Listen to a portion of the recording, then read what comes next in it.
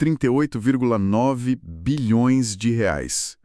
Esse é o custo anual estimado que o sistema elétrico brasileiro acabou de assumir. E, olha, o detalhe mais fascinante disso tudo é que essa montanha de capital não foi alocada para comprar energia de fato. Exato. Foi só pela garantia, né? Isso. Simplesmente para ter a garantia matemática e física de que a luz não vai apagar quando o vento parar de soprar ou o sol se puser. Sejam todos muito bem-vindos ao Energia em Foco. É um prazer estar aqui para mais essa análise. O objetivo desta nossa análise profunda de hoje é justamente dar um mergulho nessas engrenagens, sabe? Entender essa metamorfose que o setor elétrico está atravessando agora, nesta terceira semana de março de 2026. Com certeza. E os dados recentes que a gente reuniu mostram bem isso. Mostram que a complexidade da rede deixou de ser, uma questão puramente de engenharia civil. Se tornou um desafio brutal de inteligência de dados e alocação de risco. Então, ok, vamos desempacotar isso. Vamos lá. Olhando para o conjunto de fontes e para as movimentações regulatórias desta semana, qual é a tese central, na sua visão, que conecta a aprovação de novos projetos de geração com esses leilões bilionários de capacidade? Bom, a tese central é que o esgotamento daquele modelo elétrico tradicional finalmente chegou ao limite físico, sabe? O que os dados destas semanas escancaram é uma transição forçada de um sistema que era focado na expansão bruta da infraestrutura, e agora a gente vai para um sistema onde a flexibilidade operacional e a análise de dados é que ditam quem sobrevive no mercado. Faz todo sentido. Porque, historicamente, o planejamento energético lidava com blocos gigantes de energia despachável, né? Exatamente. Antigamente construía-se uma grande usina hidrelétrica, estendiam-se quilômetros de linhas de transmissão de alta tensão. E a energia simplesmente fluía, de forma passiva até chegar no consumidor. Isso, era um caminho reto. Mas hoje, a descentralização inverteu a física da rede. E o gatilho mais recente para a gente debater isso é aquela decisão do Ministério de Minas e Energia, o MME. Ah, sim, a aprovação dos projetos. Pois é, eles acabam de aprovar 18 projetos de geração distribuída com incentivos fiscais e regulatórios. A inserção contínua desses ativos altera completamente o balanço diário de carga do operador nacional do sistema. E olha, para dimensionar o tamanho desse desafio operacional na ponta da linha, vale a pena a gente olhar para a própria física da rede de distribuição. Com certeza. Dá para imaginar a infraestrutura das cidades como um complexo sistema de encanamento envelhecido, que foi projetado há décadas. Uma ótima analogia. Originalmente, a pressão fluía de forma unidirecional, né? De um único reservatório gigante, que seriam as usinas, para milhares de pequenas torneiras, que seriam as casas e indústrias. O fluxo tradicional. Só que agora, com o avanço da geração distribuída, milhares dessas torneiras começaram a bombear energia na direção contrária, de volta para os canos. O que é uma loucura do ponto de vista técnico. Total. Isso gera inversão de fluxo de potência, flutuações violentas de tensão, sabe? E exige que a rede consiga gerenciar essa via de mão dupla em frações de segundo. O sistema de proteção não foi desenhado para essa dinâmica. Não mesmo. E essa descrição ilustra perfeitamente o atrito sistêmico atual. Porque essa injeção maciça de energia solar em telhados e pequenas fazendas cria o que o jargão técnico chama de curva do pato. A famosa curva do pato. Pois é. Há um excesso de geração no meio do dia, afundando a demanda aparente, e aí isso é seguido por uma necessidade brutal de rampa de subida no fim da tarde. Que é bem quando a geração solar despenca zero, né? Exato. Despenca zero, justo na hora em que o consumo residencial atinge o pico. Para suportar essa oscilação, sem derreter transformadores ou causar apagões localizados, a infraestrutura física precisa de uma injeção maciça de capital. E exatamente nesse contexto que a gente vê a movimentação financeira. As distribuidoras do Grupo Energisa acabam de captar 10,5 bilhões de reais em financiamentos. O valor é expressivo. E não estamos falando de trocar postes de madeira por postes de concreto. Esse capital vai financiar a arquitetura de redes inteligentes, a instalação de medidores bidirecionais. Sistemas de automação de religadores também. Exato. E toda a preparação da rede para suportar a sobrecarga iminente que vem da mobilidade elétrica e dos novos data centers. Só que tem um detalhe. 10,5 bilhões de reais É um volume de investimento que não permite erro de alocação. Nem pensar. Se uma distribuidora aplicar esse recurso em uma subestação errada ou numa região onde a adoção de veículos elétricos demore mais a acontecer, o ativo fica ocioso. E o custo vai para a tarifa de qualquer forma, infelizmente. Pois é. Então, como é que as empresas estão definindo a prioridade geográfica dessa modernização pesada? A resposta é inteligência de dados aplicada ao comportamento elétrico. Modernizar uma concessão inteira às cegas é inviável e economicamente desastroso, né? É fundamental identificar as zonas de estresse térmico da rede antes que a falha ocorra. Prevenção antes da correção. Exatamente. E é aí que plataformas analíticas mudam o jogo. O dashboard de consumo de energia elétrica no Sinda e Power BI, por exemplo, é uma ferramenta essencial nesse mapeamento. Nossa, com certeza. A visualização que eles oferecem é impressionante. É que, através do acompanhamento das curvas de carga do sistema, é possível cruzar o volume de geração distribuída e inserida com o perfil de demanda local. Com essa visibilidade cirúrgica, os engenheiros conseguem alocar os investimentos de reforço exatamente nos alimentadores e subestações que estão operando próximos do limite técnico. Certo. Mas assim, isso resolve a ponta da distribuição, né? O varejo da energia. Isso, resolve o problema local. Estabilidade macro. É uma excelente pergunta. Porque quando aquele buraco na curva do pato acontece e a energia solar desaparece no fim da tarde, qual é o mecanismo que impede o colapso instantâneo do sistema interligado nacional? E mais importante, quanto custa ter o dedo no botão para salvar o sistema?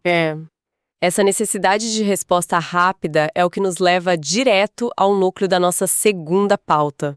Os resultados do leilão de reserva de capacidade, o LRCAP de 2026. Os números desse leilão. Diferente de leilões tradicionais, onde o governo compra megawatts-hora para suprir o crescimento econômico, neste leilão, o produto comprado foi a chamada potência firme. O sistema pagou pela prontidão. Ou seja, segurança pura. Exato. Contratou-se o compromisso de que usinas de despacho rápido estarão de prontidão absoluta para entrar em operação assim que o operador nacional do Sistema Acionar o comando. E o tamanho dessa necessidade impressiona muito. Foram contratados 19 gigawatts de potência, certo? E isso mesmo, 19 gigawatts. É uma reconfiguração massiva da nossa matriz de segurança para garantir que a base do sistema não ceda frente à intermitência renovável. Mas olha, aqui é onde a coisa fica realmente interessante. Porque, olhando para os números financeiros que acompanham esses 19 gigawatts, os valores assustam um pouco. O custo anual estimado chega à casa de 38,9 bilhões de reais. Quase 39 bilhões de reais todos os anos, que serão repassados aos encargos setoriais. É uma conta pesadíssima para o sistema. A gente precisa analisar isso de forma crítica. Será que não estamos pagando um prêmio de seguro excessivamente alto pela falta de planejamento na nossa infraestrutura de transmissão? Ou até por falhas na alocação de baterias de grande porte, né? Sim.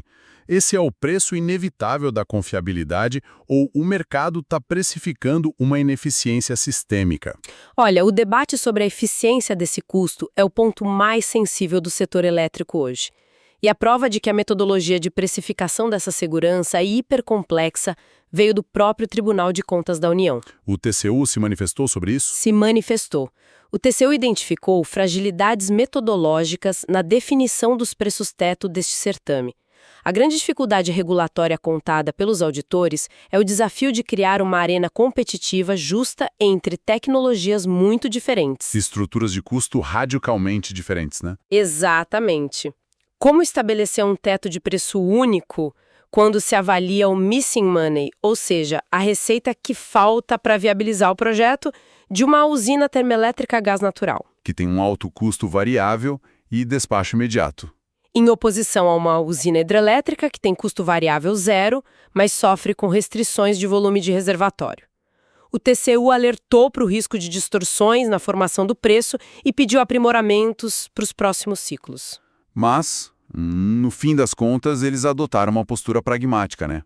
E liberaram o leilão atual. Sim, liberaram. Afinal, o custo econômico de um racionamento no país seria infinitamente superior a esses 38,9 bilhões de reais. É a velha máxima de que a energia mais cara é aquela que não existe no momento do pico. Mas vamos analisar a dinâmica competitiva que rolou durante a abertura dos envelopes. Os dados brutos revelam uma hipercompetitividade na entrada. Assustador, inclusive. Havia mais de 120 gigawatts de potência cadastrados, distribuídos por 330 projetos. Muita gente querendo entrar. Muita. E no final das contas, quem conseguiu abocanhar os contratos longos, de 15 anos, foram as novas termoelétricas a gás natural. Enquanto as usinas já existentes garantiram contratos de 10 anos, alavancando a vantagem de não terem risco de construção. Só que o fator decisivo para a derrota da maioria dos projetos não teve nenhuma relação com a eficiência térmica ou modelo de engenharia da usina. O grande ceifador de projetos foi a limitação física de escoamento da rede básica. Um gargalo clássico. Pois é, a margem disponível nas subestações permitia conectar apenas cerca de 30% do volume total que estava cadastrado. Exato. O LRC Cap de 2026 consolidou uma nova regra não escrita no desenvolvimento de projetos de energia no Brasil. A viabilidade de um ativo não é mais determinada na prancheta de engenharia, mas sim na topologia da rede de transmissão. Não adianta ter o contrato de gás mais barato se a linha já está cheia. Não adianta nada se a usina for projetada para uma região onde as linhas de transmissão já estão saturadas pelo escoamento de parques eólicos e solares, por exemplo. O sucesso nos leilões hoje depende de inteligência locacional profunda. E foi aí que algumas empresas se destacaram, né? Muito.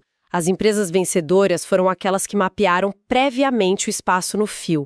Para isso, o uso de soluções analíticas como a análise das conexões da rede básica e o rastreamento da fila de acesso à rede do Operador Nacional do Sistema, disponíveis na plataforma ePower Bay, tornou-se praticamente obrigatório. Porque cruza-se a disponibilidade de margem de escoamento, a localização da infraestrutura de gás e o ponto de conexão ótimo, tudo isso antes mesmo da publicação do edital. É essa antecipação estratégica que separa um projeto vencedor de um projeto marginalizado. Sensacional. E, sabe, isso cria uma transição natural para o nosso próximo cenário. Temos, de um lado, bilhões sendo gastos em redes inteligentes de distribuição para lidar com a variação solar diária. E do outro lado, o sistema macro assume um encargo de 38,9 bilhões de reais por ano para garantir usinas de segurança. No fim da linha, todo esse custo sistêmico cascateia para o consumidor final, pressionando de forma brutal as faturas de energia das indústrias, shoppings e redes de supermercados. A conta sempre chega. Essa migração está mudando de tom em 2026, né? Totalmente. O relatório de janeiro de 2026 da Câmara de Comercialização de Energia Elétrica, a CCE, consolida o diagnóstico de um mercado que atinge sua fase de maturação. Mas os números ainda são grandes, certo? Os números absolutos ainda impressionam.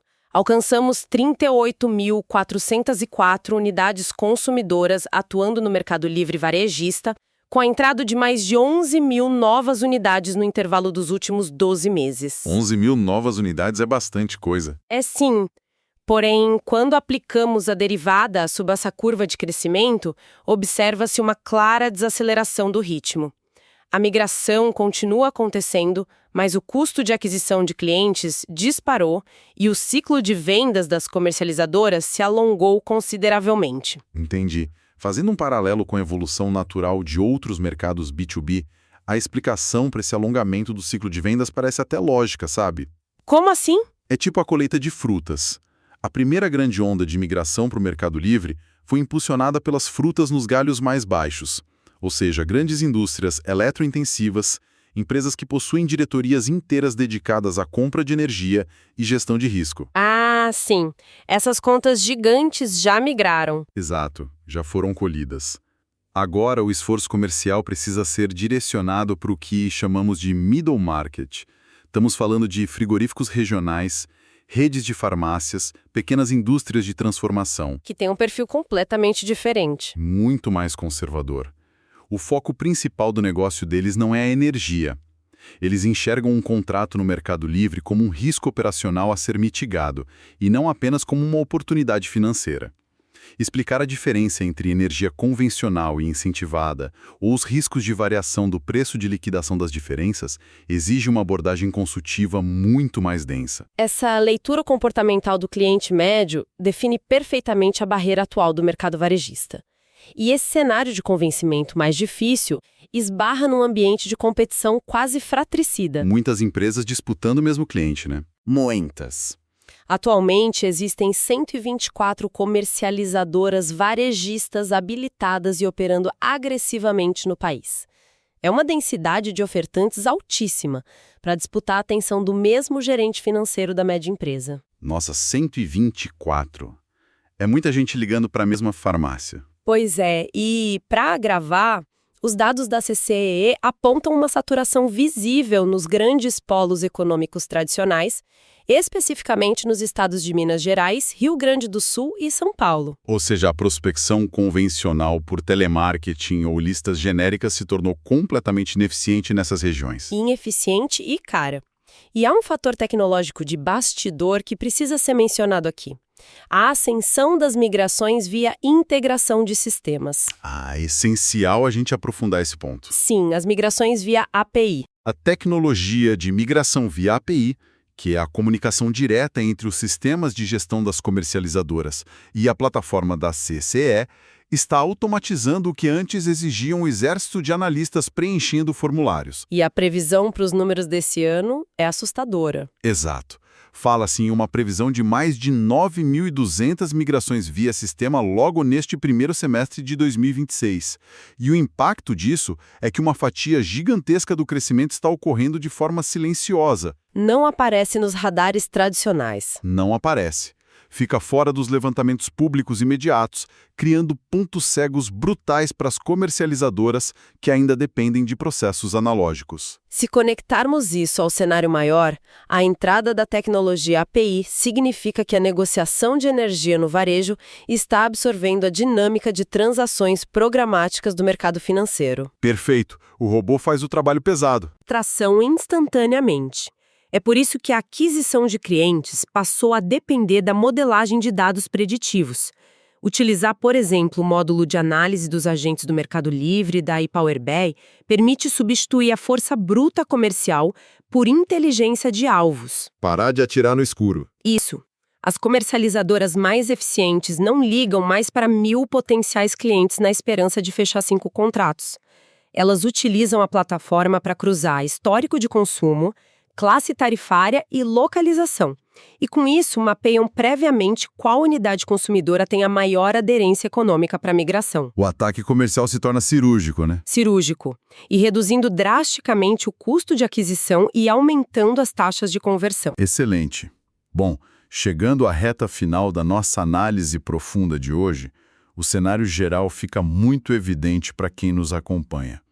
Os dados desta semana provam que a era da expansão desordenada e amadora do setor elétrico brasileiro acabou. Definitivamente ficou para trás. Seja na injeção daqueles 10,5 bilhões de reais em infraestrutura inteligente para domar a oscilação solar, seja na sofisticação dos modelos matemáticos necessários para vencer um leilão de capacidade ou na mudança de estratégia comercial no varejo de energia. O prêmio no mercado agora é entregue exclusivamente para quem possui a melhor leitura de dados e a execução mais ágil. A complexidade tornou-se a barreira de entrada e, simultaneamente, a maior vantagem competitiva. Resumiu perfeitamente. E para fechar a nossa reflexão estrutural de hoje, eu deixo uma provocação sobre o efeito cascata de todas essas decisões que debatemos. Manda. Considerando o peso monumental do custo sistêmico de confiabilidade, aqueles quase 39 bilhões de reais anuais do LRCACAP, que inevitavelmente desaguarão nas tarifas, que a gente sabe que vão chegar na conta de luz, qual será o impacto real na competitividade das empresas? A grande promessa do Mercado Livre sempre foi a redução drástica de custos com energia. Porém, se a parcela de encargos regulatórios associados à segurança do sistema continuar expandindo nessa velocidade, o espaço para gerar economia no preço da molécula de energia pode acabar sendo exprimido. Fica a reflexão sobre o futuro. A equação da competitividade tarifária no Brasil está entrando num nível de tensão inédito para os próximos anos. E olha, uma tensão que exigirá reavaliações trimestrais de estratégia por parte dos gestores de portfólio. É uma engrenagem onde cada mudança regulatória altera o balanço financeiro da ponta final. Então, o que tudo isso significa?